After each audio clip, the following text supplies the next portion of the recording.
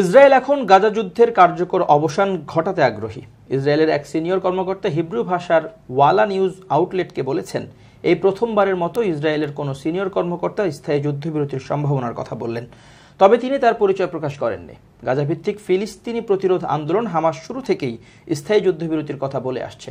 তারা গাজা থেকে ইসরায়েলি বাহিনীর প্রত্যাবর্তন এবং ফিলিস্তিনিদের তাদের বাড়িঘরে ফেরার অধিকার দাবি করছে। ইসরায়েলের ওই কর্মকর্তা বলেন, আমরা আশা করি যে আমরা আন্তরিক আলোচনায় ফিরিয়ে আনার জন্য হামাসকে পর্যাপ্ত সুযোগ দিয়েছি। আমরা আশা করছি তারা বুঝতে পারবে যে আমরা চুক্তির ব্যাপারে আন্তরিক, আমরা সত্যিই আন্তরিক। তাদের বোঝা দরকার যে প্রথম পর্যায়ে বাস্তবায়িত হয়, তবে আমরা পরবর্তী পর্যায়গুলো বাস্তবায়ন করতে সক্ষম হব এবং যুদ্ধের অবসান ঘটাতে পারব। এর আগে ওয়ালায় প্রকাশিত এক খবরে বলা হয়, ইসরায়েল এখন গাজায় দীর্ঘ সময়ের জন্য বিরতি এবং গাজাবাসীদেরকে তাদের বাড়িঘরে ফেরা নিয়ে আলোচনা করতে প্রস্তুত।